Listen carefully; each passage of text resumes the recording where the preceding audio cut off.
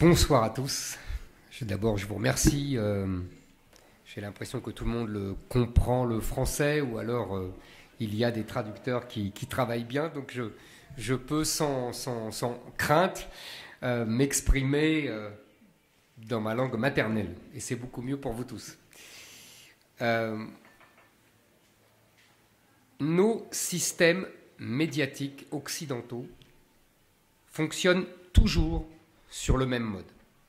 Il désigne un ennemi, un diable, un Hitler, puisque c'est devenu quasiment un nom commun. Et il le voue à la vindicte universelle, le chargeant de tous les péchés d'Israël. Si l'on remonte dans l'histoire, on peut dire que ce sont les services anglais de la propagande qui ont inventé cette méthode au fil des siècles et de leur lutte inexpiable contre la puissance continentale du moment. Charles Quint, Louis XIV, Napoléon, Guillaume II furent les premiers cobayes, les premiers Hitler avant Hitler. Depuis la Seconde Guerre mondiale, les Hitlers se sont banalisés, multipliés, mondialisés. Le russe Staline, l'Égyptien Nasser, l'Irakien Saddam Hussein, mais aussi l'Américain Nixon, ou même le général de Gaulle, et tant d'autres que j'oublie, ont été vilipendés, diabolisés, couverts d'opprobre, traités de dictateurs, de menteurs, de fascistes. Depuis quelques années, la méthode s'est généralisée, accélérée.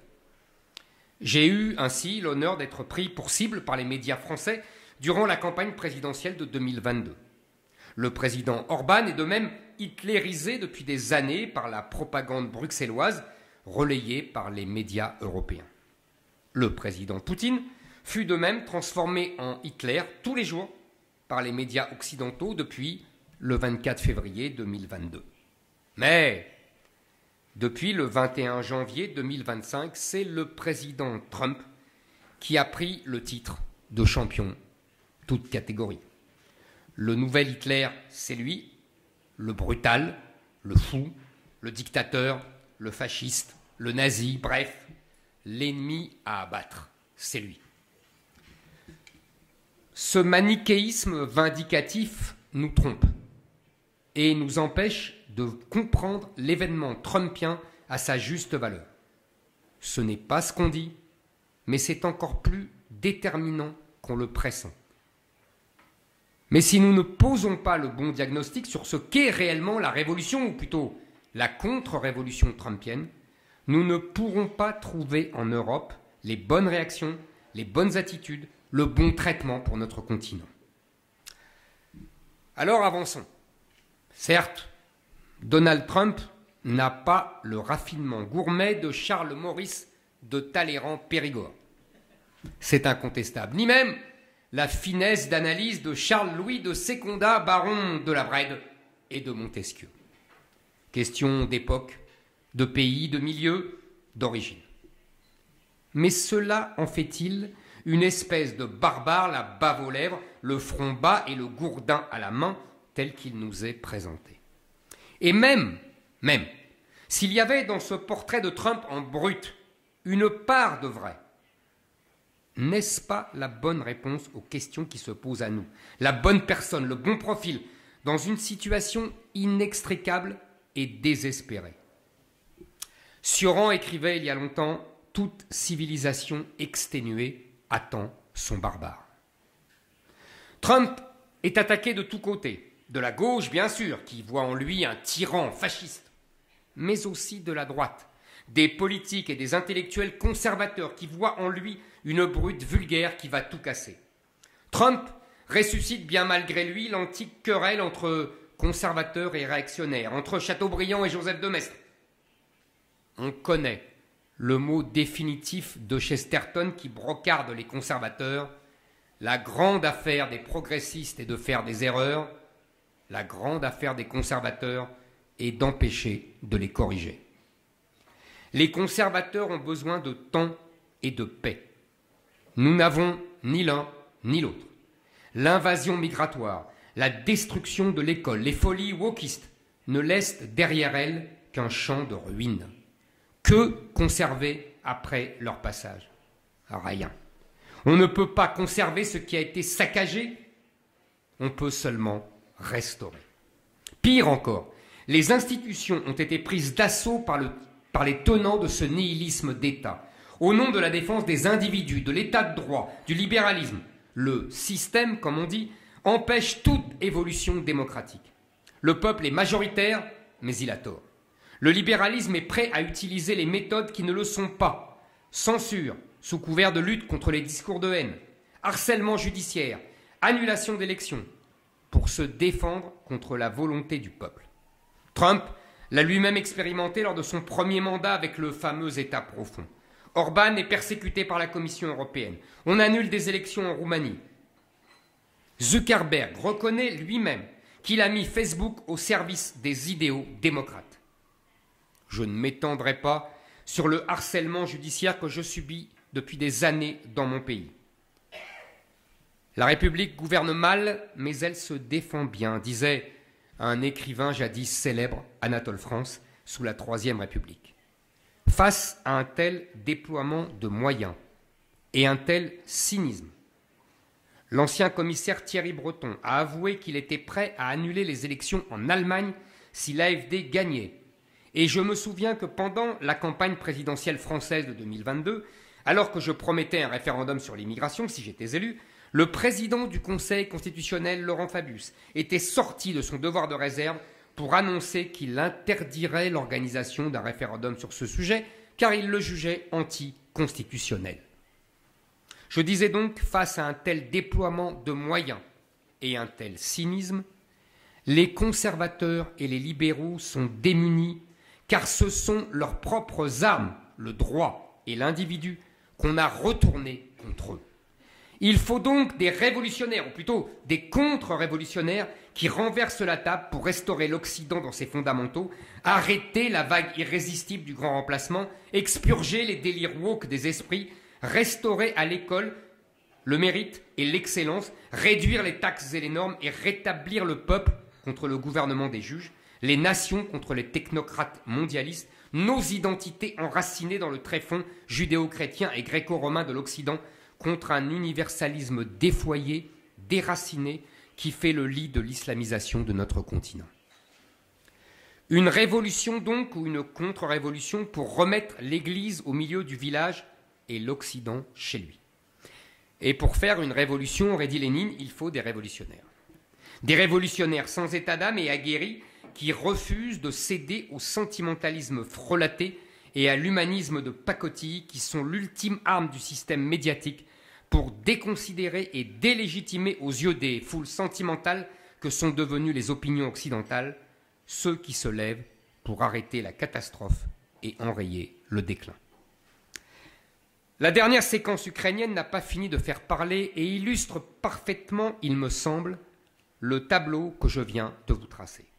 Le monde entier a regardé et berlué l'échange à la Maison-Blanche entre Zelensky et Trump et le vice-président Pence. Beaucoup de bons esprits ont regretté que cette négociation si peu diplomatique fût menée devant les caméras de télévision. La bonne diplomatie doit être secrète, et en tout cas discrète, nous disent nos gardiens du temple, les mêmes sans doute qui nous donneront des leçons de démocratie et de transparence. Mais passons. Moi, je vous avoue que cette grande télévision, comme a dit Trump avec humour, d'ailleurs je note au passage que le barbare troque parfois son gourdin pour un bon mot, ce qu'aurait sans doute beaucoup apprécié Talleyrand qui en était grand spécialiste. Mais passons.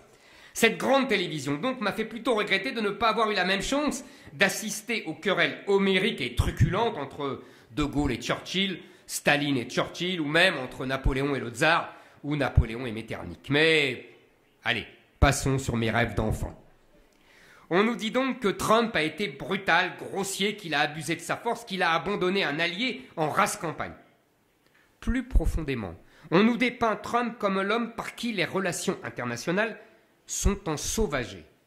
Avec Trump, avant Trump, nous dit-on, le monde aurait été régi par le droit et la justice et le loup buvait l'eau de la rivière côte à côte avec l'agneau. Tandis que depuis l'avènement de Trump à la Maison-Blanche, l'univers est redevenu une jungle où tous les coups sont permis. Avant Trump, Les grandes puissances n'abusaient pas de leur force et respectaient les petites nations, alors que depuis Trump, les grands sont violents et méchants et cruels avec plus faibles qu'eux. On se moque de nous. Avant Trump, les États-Unis protégeaient généreusement leurs alliés européens en partageant uniquement leurs valeurs démocratiques, tandis que Trump, fasciné par les dictateurs et par la force, les traite avec mépris et rudesse. Oui, on se moque de nous.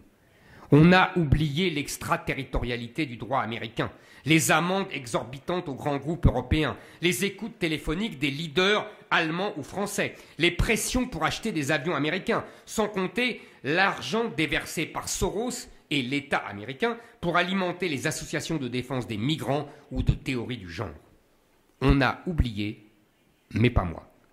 On a oublié que les institutions fondées à l'issue de la Seconde Guerre mondiale l'ont été pour assurer la pérennité de l'hégémonie américaine. Aujourd'hui, Donald Trump estime, non sans raison d'ailleurs, qu'elles se sont retournées contre les intérêts américains. Il s'en débarrasse donc. On a surtout oublié que les Américains ont toujours abandonné leurs alliés avec brutalité quand ce n'était plus leur intérêt. Les Anglais et les Français à Suez en 1956, le Shah d'Iran en 1979, Moubarak en 2011.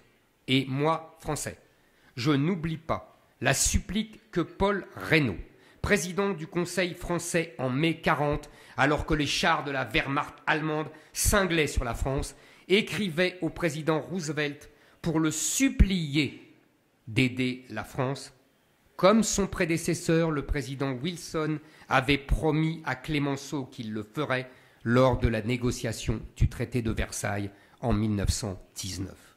À côté de Paul Reynaud, ce jour-là, se tient un homme qui n'oubliera jamais cette humiliation française. Il s'appelle Charles de Gaulle. Il ne s'agit même pas pour moi de faire le procès de l'Amérique. Je veux seulement rappeler qu'une grande puissance se comporte toujours ainsi vis-à-vis d'un allié ou d'un adversaire plus faible. Et ce n'est pas le propre des Américains. Les Français et les Anglais, les Allemands et les Russes se sont comportés de la même façon.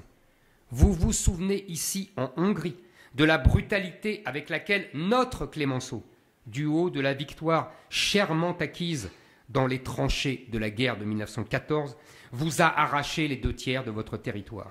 C'était brutal, c'était injuste, mais la France était à l'époque le vainqueur de la guerre et la Hongrie était dans le camp des perdants.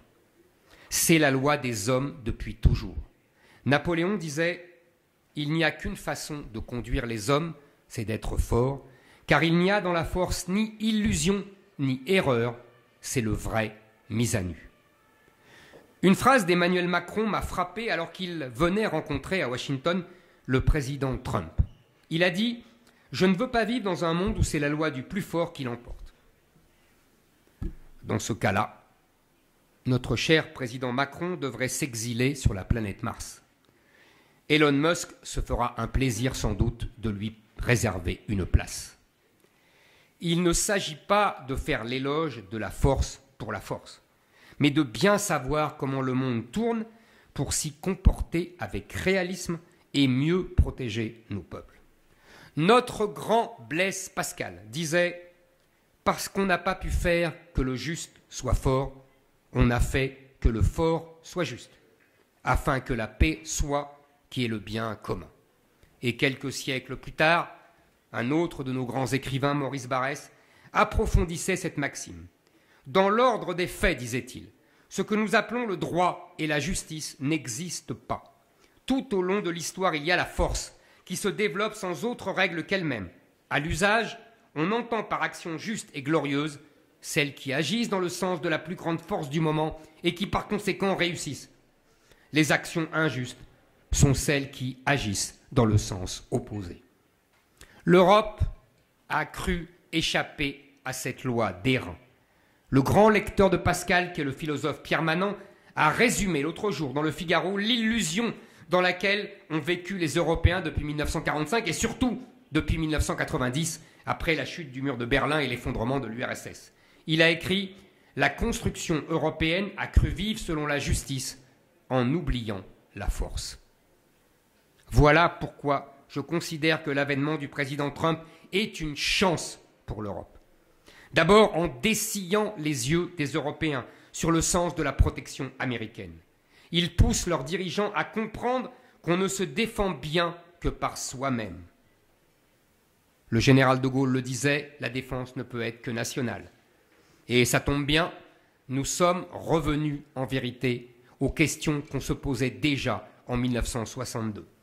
À cette époque-là, cette année-là, le général de Gaulle offrait au chancelier allemand Adenauer l'amitié de la France et sa protection, celle de son armée et surtout de sa puissance atomique en devenir.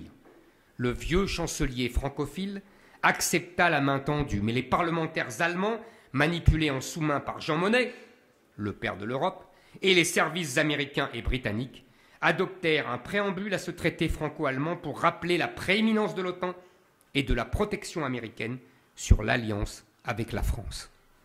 60 ans plus tard, près de 70 ans plus tard, tout le monde est gaulliste, rigolait il y a peu un ministre hollandais. Les Allemands sont-ils vraiment prêts eux aussi à donner raison au visionnaire chef de l'État français? Qu'on ne nous parle pas de défense européenne, utopie européiste en dehors de ce schéma. L'Europe, je le répète, ne se défendra qu'à partir de ses armées nationales. Les Allemands et les Européens sont-ils prêts à acheter des Rafales au lieu des F-35? Sont-ils prêts à faire des chars et des drones avec les Français? L'industrie allemande peut d'ailleurs trouver là l'occasion inespérée de se relancer. Les dirigeants allemands saisiront-ils cette chance historique? Par ailleurs, on peut espérer que l'action de Trump en Ukraine amènera vite la paix dans cette région. Je dis depuis le début de ce conflit qu'il n'a pas lieu d'être. Qu'on pouvait comprendre et qu'on peut comprendre le rêve national de l'Ukraine, mais qu'on ne peut pas ignorer que dans l'histoire russe, tous les envahisseurs sont passés depuis des siècles par l'Ukraine. Charles XII, Napoléon, Hitler. Un statut de neutralité à la finlandaise ou à l'autrichienne n'est pas infamant et il n'a jamais été transgressé par les Russes, même lorsqu'ils étaient dirigés par le tyran communiste Joseph Staline. La fin de la guerre à l'Est, inéluctable en dépit des manœuvres stupides de retardement des dirigeants européens, va enfin, je l'espère, et le réclame depuis des années, ramener les Européens, et en particulier les Français, vers la vraie menace existentielle qui est en train de faire disparaître les peuples européens sous une vague migratoire inédite dans l'histoire du continent par sa quantité et sa rapidité. Je ne le répéterai jamais assez, le grand remplacement de notre civilisation judéo-chrétienne par la civilisation arabo-musulmane est le danger mortel qui nous menace, nous, Européens, bien davantage que les chars russes et les drones de Poutine. Qu'on me comprenne bien, je ne suis ni poutinien, ni trumpien, ni anti-Poutine, ni anti-Trump, ni pro, ni anti-Zelensky. Je suis pro-français. Je suis atterré par le déclassement français. Ce déclassement touche tous les secteurs, industriels, économiques, financiers, sécuritaires, intellectuels. Notre dette a dépassé les 3 000 milliards d'euros. Notre déficit budgétaire est de 160 milliards d'euros. Nos déficits annuels de la balance commerciale flirtent avec les 100 milliards d'euros. Notre territoire est colonisé par des populations étrangères qui refusent de s'assimiler à nos mœurs. Des bandes de trafiquants de drogue, armées et violentes, servent de milices à ces quartiers où règne l'alliance de la Kalachnikov et du Coran. Et même les vendeurs à la sauvette africains, au pied de la tour Eiffel, chassent les policiers à coups de pierre. Notre justice est pleine de mansuétude pour les voyous maghrébins et africains et impitoyable pour les policiers qui tentent de nous défendre contre eux. Des pays comme l'Algérie, mais aussi le Mali, refusent de reprendre leurs clandestins et nous insultent quand nous insistons. La vérité dans cette affaire ukrainienne est que nous n'avons pas la main. Pour faire une guerre de haute intensité, comme on dit aujourd'hui, il faut dépenser des centaines de milliards d'euros que nous n'avons pas. Emmanuel Macron, dans ces conditions, fait ce qu'il fait de mieux, il fait semblant, il surjoue le rôle de la France. Mais le général de Gaulle, avant de déployer dans le monde la parole de la France, a d'abord redressé notre pays, ses finances, son économie, son industrie, son armée. C'est à cette tâche que nous devons nous atteler. C'est cela notre guerre, et pas un hypothétique affrontement avec la Russie. Poutine s'est moqué de Macron en le comparant à Napoléon qui avait mal fini sa campagne de Russie. Mais c'était encore un éloge, car à l'époque de Napoléon, la France était la puissance hégémonique en Europe continentale. Il faut d'abord le redevenir, et nous en sommes fort loin. Il y a urgence à agir vite et de manière radicale. C'est en cela que la victoire de Trump aux États-Unis est un ultime espoir pour la France et tous les peuples européens. Ce fut une victoire nette, sans concession, à ce qu'on appelle en France la dédiabolisation. Trump ne s'est jamais soumis à l'idéologie des médias et a annoncé ce qu'il ferait sans se dissimuler.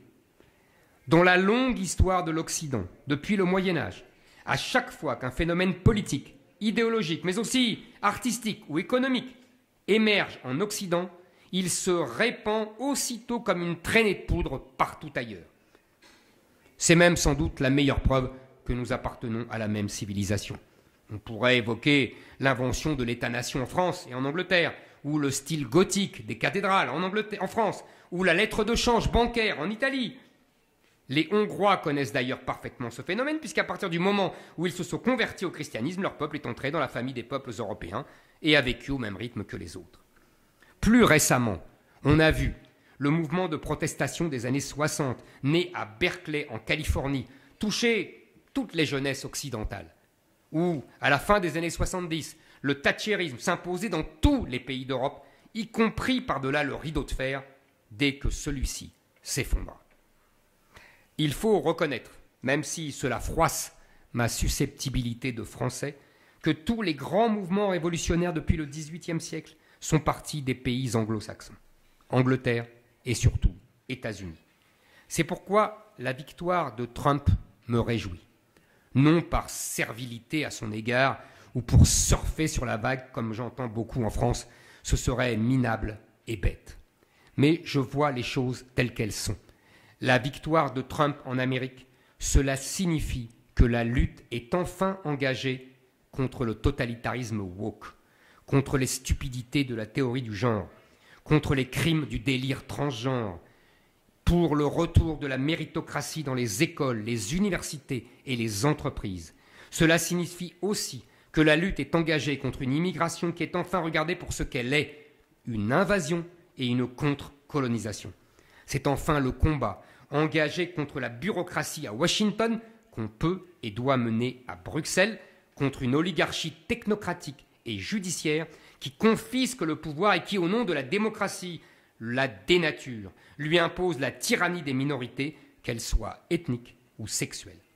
L'état de droit ne doit plus servir de paravent au pouvoir abusif d'une oligarchie technocratique et judiciaire qui, dans le but au départ louable de protéger l'individu et ses libertés, a fini par saper tout pouvoir à l'État et l'a rendu impuissant à protéger cet individu contre les prédateurs violents qui pillent et saccagent nos contrées. Il y a longtemps que la Hongrie a sonné l'alarme. Votre histoire a fait de vous un laboratoire de tous les maux qui nous accablent. Vous avez été à la fois soumis au totalitarisme communiste, à la tyrannie islamique et à l'absurdité de l'homme sans qualité viennois. Depuis des années, vous nous avertissez en vain. Désormais, votre message sera relayé, amplifié, décuplé à Washington et bientôt, je l'espère, à Bruxelles et à Paris. Je vous remercie.